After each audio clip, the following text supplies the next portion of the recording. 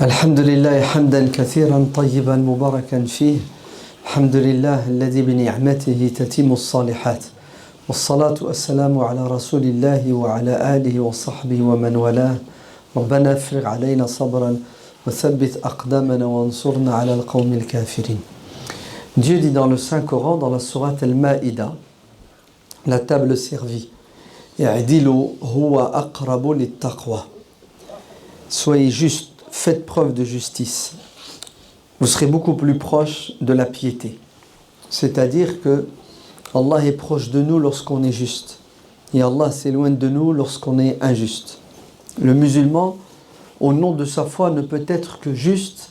Il doit condamner et combattre l'injustice. Évidemment, il ne doit pas lui-même commettre des injustices. Sinon, la colère de Dieu peut s'abattre contre lui. La justice est un pilier, un fondement de notre spiritualité, de notre religion. Regardez cet exemple historique qui met en évidence ce principe de justice, parfois qui n'est pas facile à appliquer, surtout quand il s'agit de rendre la justice contre soi-même, contre ses intérêts ou contre ses proches. Allez, imaginez-vous si demain on vous demande de témoigner contre une personne que vous aimez. On va prendre l'exemple de ton père. On te demande de témoigner contre ton père. Tu es témoin que ton père est fautif, c'est lui qui a commis l'erreur, et tu dois témoigner. Ouais. Et les conséquences sur ton père vont être terribles. Tu fais quoi? Tu témoignes ou tu témoignes pas? L'islam te dit témoigne contre ta propre personne, contre tes proches, témoigne en fait contre tes intérêts, qu'ils soient matériels ou qu'ils soient autres que matériels. C'est pas facile, c'est pas évident, mais c'est une preuve de foi et de piété. Et nous devons nous élever spirituellement pour atteindre ce niveau d'adoration. Regardez ce qui va se passer. On sait tous que Omar ibn al-Khattab radiyallahu anhu, a été assassiné. Il a été assassiné après 10 ans, durant lesquels il a fait régner la justice dans quoi? Dans cet empire musulman naissant. Mais malheureusement, cette justice ne plaisait pas à tout le monde. Ainsi, vous aviez dans l'empire musulman des gens qui avaient la haine de l'islam, la haine de la justice islamique. Notamment certains Perses qui regrettent l'époque où l'empire perse était un empire puissant qui dominait une partie du monde de l'époque. À Médine, vous aviez une population musulmane majoritaire et vous aviez quelques non-musulmans. Vous aviez quelques juifs, vous aviez des chrétiens, vous aviez des mages. D'ailleurs, celui qui a assassiné Omar ibn al-Khattab est un mage, c'est un non-musulman, il s'appelle Abu Lu'lu'ata al-Majusi et il habitait avec sa famille. La loi qui va par la suite rendre ce territoire médinois sacré et interdit aux non-musulmans sera appliquée par la suite. Mais pour l'instant, non, vous avez Abu Lu'lu'ata al-Majusi, vous avez un chrétien avec sa famille qui habite à Médine, qui s'appelle Jufaina. Ouais. En tout cas, sachez que tous ces gens vivaient à Médine avec leurs droits en tant que citoyens, mais aussi leurs devoirs. Mais malheureusement, ils avaient un plan. C'était des complotistes, mais réellement. C'était quoi leur plan? C'était d'assassiner le calife, Omar ibn al-Khattab. Abdurrahman, le fils d'Abu Bakr as-Siddiq, un jour, par hasard, ou plutôt par destin, va surprendre 3 personnes qui étaient assises et puis qui discutaient entre elles à voix basse. Donc apparemment, elles étaient en train de comploter. Et lorsque ces 3 personnes vont s'apercevoir de la présence de Abdurrahman ibn Abi Bakr, elles vont être effrayées, apeurées, elles vont se mettre debout et elles vont partir. Et en se mettant debout pour partir, l'un d'entre eux, qui s'appelle Abu Lu'lu'ata al-Majusi, avait un poignard qui tombe, ouais, un poignard bien spécifique avec 2 tranchants. Il le prend, il le cache et il se sauve. Le doute s'installe dans la tête de qui? d'Abdurrahman, le fils d'Abu Bakr, mais bon, sans plus. C'est une info, c'est quelque chose qu'il garde pour lui. Ces 3 personnes étaient Abu Lu'lu'ata al-Majusi, l'assassin de Omar ibn al-Khattab, Jufaina, Hada, ce chrétien, et puis Al-Hurmuzan, Hormozan. Hada Hormozan, c'était un un notable parmi les notables perses, très proche de la cour, un homme influent, c'est-à-dire qui va être fait prisonnier, qui va être acheminé à Médine et qui va être jugé et condamné. Omar ibn al-Khattab ne voulait pas le libérer car il craignait que si jamais il le libérait ou rançonnait, il retourne en Perse et crée à nouveau des troubles ou une révolution. Ainsi, cet homme va être condamné à la peine capitale. Et Hormuzan, quand il a vu qu'il lui restait plus beaucoup de temps pour vivre, va demander une chose à Omar qui paraît anodine, mais vous allez voir comment cet homme était futé et malin. Il lui dira « J'ai soif. Avant de me tuer, donnez-moi à boire. » C'est le dernier repas du condamné là. Et effectivement, Omar dit « Ramenez-lui à boire. » Il lui dit « Mais donne-moi ta parole que tu ne me feras rien tant que je n'aurai pas bu. » Omar lui dit « Bien sûr, tu n'as rien à craindre, bois. » Il prend le verre et il le renverse. Il lui dit « Voilà, je n'ai pas bu et je ne boirai pas. Tu m'as donné ta parole que tu ne me feras rien du tout. Al-Aman, je serai en sécurité. » Omar ibn al-Khattab sourit et lui dit « Tu ne vas pas me la faire à l'envers quand même. Lastu bil khibbi wa lal khibbu yakhda'uni. » Allez, je ne suis pas quelqu'un de vicieux, ouais, mais le futé malin comme toi ne m'aura pas. C'est-à-dire, bon, tu es en train de jouer avec moi, ça ne marche pas. Est-ce que c'est que certains qui étaient présents diront « Non, ya Omar, nous sommes témoins que tu lui as dit que s'il boit tant qu'il n'aura pas bu ce verre d'eau, il sera en sécurité. » Et le verre d'eau, il ne peut plus le boire puisqu'il a renversé l'eau. Omar, non, il dit ça, c'est de la foutaise, ça ne marche pas. Tu es condamné à mort, tu seras exécuté. Et là, Hormuzan dit, oh là là, ça n'a pas marché, qu'est-ce que je vais faire? C'est bon, vous êtes prêts? Il va sortir le joker. C'est ce qu'il va dire. Ashhadu an la ilaha illallah, ashhadu anna Muhammadan Rasulullah. Et voilà, c'est bon. Al-Hormuzan devient un citoyen musulman de l'État musulman. Et tout de suite, il va faire un dossier au CCAS et il va toucher le RSA. Al-Ata, ça s'appelle. C'est-à-dire les citoyens touchaient une somme d'argent qui leur permettait de vivre dignement annuellement. Vous entendez? Et il vit à Médine avec sa famille. Le temps passe, Omar ibn al-Khattab est assassiné. L'assassin qui s'appelle Abu Lu'lu al-Majusi va réussir à tuer d'autres personnes dans la prière et à la fin, pris au piège, il se donnera la mort. Très bien. Souvenez-vous, l'histoire du poignard. Ouais. L'arme du crime est là. Et Abdurrahman, le fils d'Abu Bakr, reconnaît cette arme. Il dit, mais ce couteau, je le connais, ce poignard. Il appartient à Abu Lu'lu al-Majusi. Il lui dit, oui, oui, c'est avec lui qu'il a tué Omar et les autres. Il dit, mais je l'avais surpris avec Al-Hormuzan et Jufaina. Ah, ok, c'est bon. En fait, les trois étaient en train de comploter et puis ils ont mis à exécution leur complot. Et c'est bon. La rumeur va circuler que c'est pas un homme qui a tué Omar, mais c'est une bande d'assassins, de criminels. Parmi eux, Al-Hormuzan, entre guillemets, sa conversion, elle est douteuse, mais on ne peut pas le dire, même si certains le pensaient au fond d'eux-mêmes, car nous devons prendre les gens au mot. Il a dit qu'il était musulman, il est musulman, point à la ligne. Et Jufaina, très bien.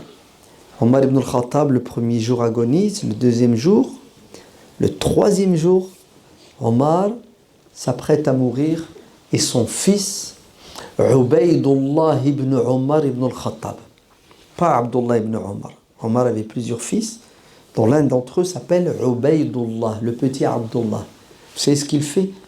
Sous la pression de la mort de son père, proche, il prend une arme et il va et il tue le Hormuzan en lui disant, tu es toi aussi un assassinat, tu as comploté. Et ensuite il passe à qui? Il passe à Jufaina et il le tue. Et comme il ne peut pas tuer Abu Lu'lu al-Majusi puisqu'il est déjà mort, il est sous la pression, vous entendez, il est sous la haine, la colère, la vengeance. Il va, il tue sa fille. La fille de qui? De Abu Lu'lu al-Majusi, pour venger la mort de son père. Alhamdulillah, il est arrêté à temps. et il est mis en prison. La première affaire, dans l'ordre du jour du nouveau calife Uthman ibn Affan, le lendemain de son élection, vous savez c'est laquelle? On fait quoi avec Ubaydullah ibn Omar ibn al-Khattab? Il vient de tuer 3 personnes. Des personnes qui n'ont pas été jugées, des personnes où nous n'avons aucune preuve indiscutable qu'ils sont complices, a fortiori la fille d'Abu Lula qui est innocente, sûre et certain. Et là, les avis vont diverger. Certains disent, comprenez-le, on vient de tuer son père, ouais, et il y a un soupçon de preuve que c'est un complot. Témoignage d'Abdurrahman ibn Abi Bakr. Tournons la page. Ali ibn Abi Talib et d'autres compagnons interviennent et disent hors de question. Il a tué, il doit être tué. Œil pour œil, dent pour dent. Même si c'est le fils de Omar ibn al-Khattab. Même s'il l'a fait pour venger son père, c'est fini la vengeance. Ça, c'était dans la Jahiliya. Nous sommes musulmans, il y a une loi, il y a une justice. Tu n'as pas le droit de faire justice toi-même. Les avis divergent. Et à la fin, ouvrez bien vos oreilles. Othman est plus ou moins perdu. On fait quoi? La population est encore sous le choc de l'assassinat de Omar ibn al-Khattab et voulait qu'on exécute son fils. Alors ça va créer une révolte de gilets jaunes, non? Faut trouver une solution. Amr ibn al-As, conseiller de Othman ibn Affan, intervient et dit « Tu n'as pas à te prononcer, ni à juger cette affaire parce qu'elle est arrivée et tu n'étais pas calife. Elle est arrivée le 3e jour à la mort de Omar ibn al-Khattab. Tu n'étais pas responsable. » Zama, il est intelligent, Amr ibn al-As, classé sans suite. Pour éviter quoi? Pour éviter les troubles. Hors de question, dit Ali ibn Abi Talib. La justice est la même pour tout le monde. Si cet homme n'est pas jugé, exécuté, vous ouvrez une porte qui ne se fermera jamais. Ça va être le chaos dans la communauté. On ne doit pas laisser passer. Uthman ibn Affan intervient et vous savez ce qu'il dit? Il dit, je suis prêt à dédommager les familles. Ainsi, la fille de Abu Lula qui a été assassinée, je vais payer le prix du sang. Vous savez combien s'élève le prix du sang? 100 chameaux. Si le chameau coûte 2000 euros, ça fait 200 000 euros. Ouais. Et Uthman ibn Affan va verser la somme. Joufaïna, même chose. Il va verser la compensation. Et quand il arrive à Al-Hormuzan, qui a un fils musulman, le fils refuse et dit ce n'est pas à toi de décider de ce qui doit être fait de celui qui a tué mon père, mais c'est à moi, le représentant de la famille de l'Hormuzan. Vous savez qu'en islam, celui qui assassine, il y a 3 options. Soit la famille pardonne, et c'est à leur honneur. Soit la famille réclame une compensation financière. D'accord? Et la 3e des solutions, c'est il a tué, il doit être tué. Et vous savez ce que dit le fils de Al-Hormuzan? Il dit, je veux sa mort. Ah là là, imaginez-vous le choc, imaginez-vous la tension dans la communauté musulmane le lendemain de la mort de Omar ibn al-Khattab, après son enterrement. On va tuer son fils, Ubaydullah. Uthman essaie, lui dit, s'il te plaît, je paie avec mes deniers, pas avec l'argent de l'État. Hein. D'ailleurs, les 2 versements, Uthman les a fait avec son argent propre. Hein. Touche pas à l'argent de l'État. Le fils de l'Hormuzan est catégorique. Je veux sa mort. On ne peut rien faire. Vous savez en quelle année nous sommes? Nous sommes en l'année 600, combien? Le prophète, il est mort en 600. Il est mort en 632. Vous êtes sûr? D'accord. Et ensuite, Uthman Abu Bakr a gouverné 2 ans et demi et Omar 10 ans. Vous vous rendez compte? On est au milieu du 7e siècle. Et regardez ce qui préoccupe cet empire naissant. Est-ce que le fils du calife mérite un passe-droit vu la situation ou non? Et ça a été un non catégorique. Le fils de l'Hormozan va à la prison qui était gérée par Saad ibn Abi Waqqas et Ubaydullah est sorti de prison et il le prend par les menottes et il l'emmène à la place où se trouve la guillotine où il doit être exécuté. Et toute la population de Médine sort. Et Uthman lui-même et tous ses conseillers, tous les compagnons sortent. Pourquoi?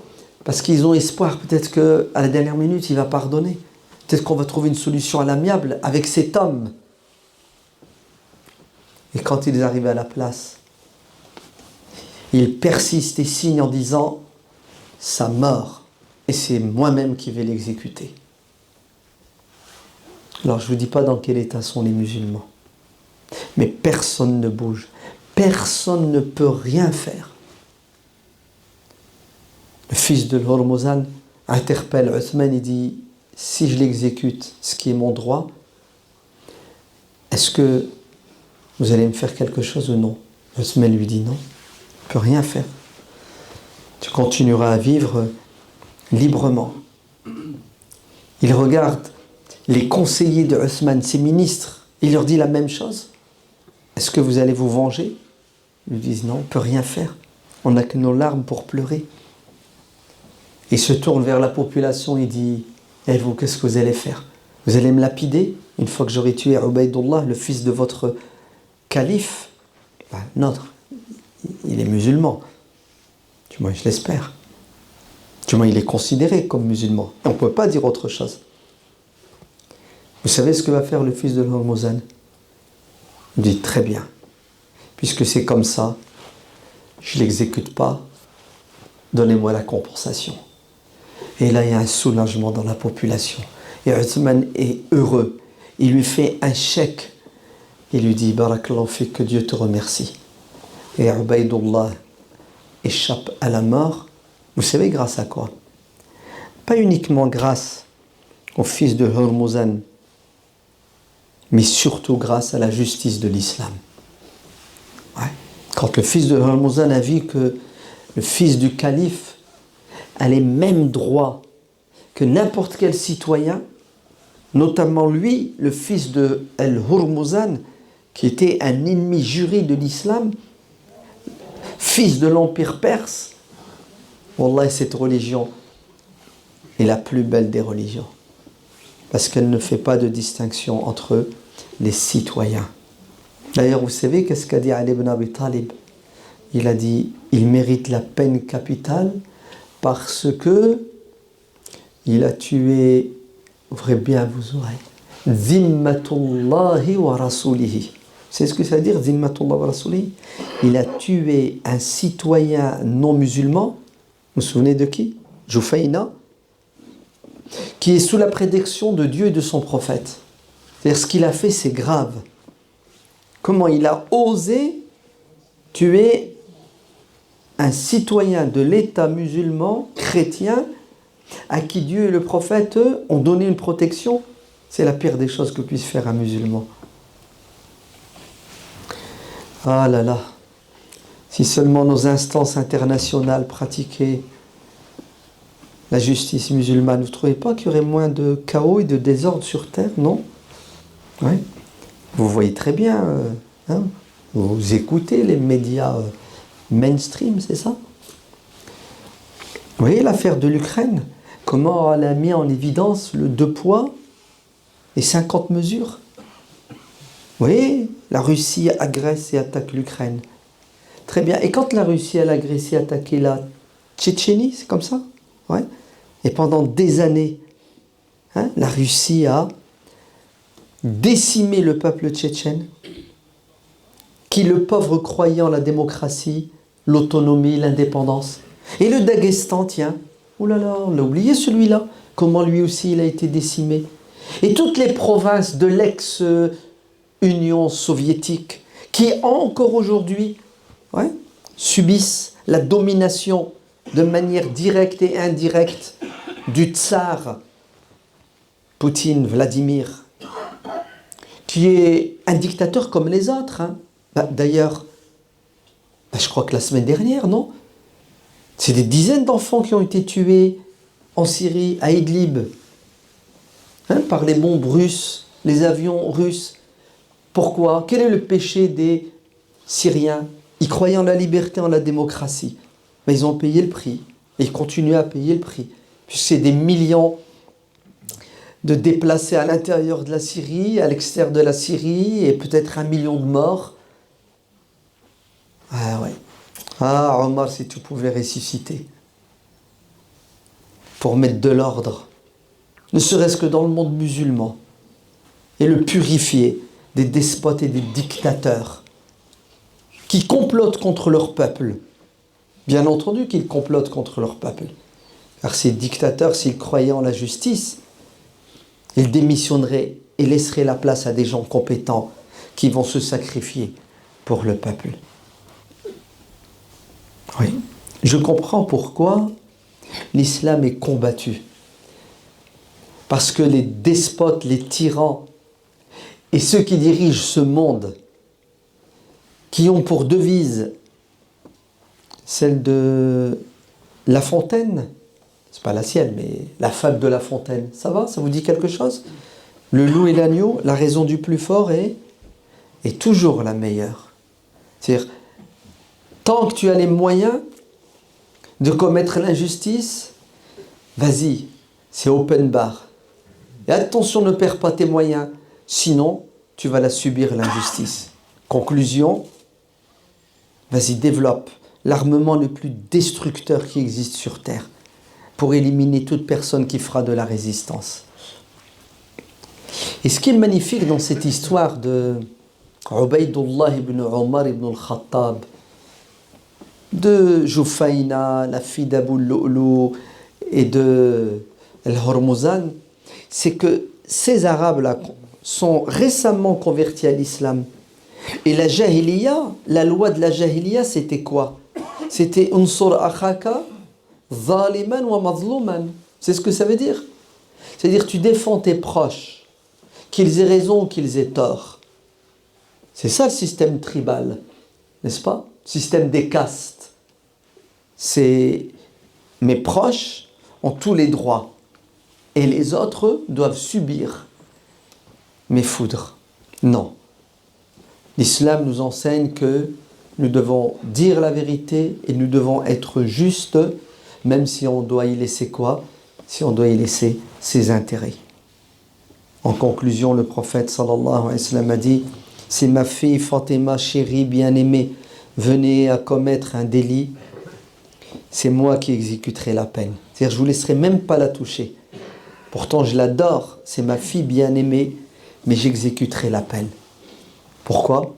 Parce que c'est Allah qui me le dit. Et moi, je me soumets à Dieu en appliquant la justice. Qu'Allah nous aide à combattre les injustices, les proches et les lointaines. Qu'Allah nous donne la force pour résister contre toute forme de pression, politique, économique, médiatique. Qu'Allah fasse de nous des musulmans sincères, des croyants, de jour comme de nuit, en privé et en public. Qu'Allah nous aide à protéger nos enfants des diables visibles et invisibles et des dangers de la toile et des réseaux sociaux. Qu'Allah soit aux côtés de nos frères qui souffrent partout sur terre. Amin wa alhamdulillahi rabbil alamin.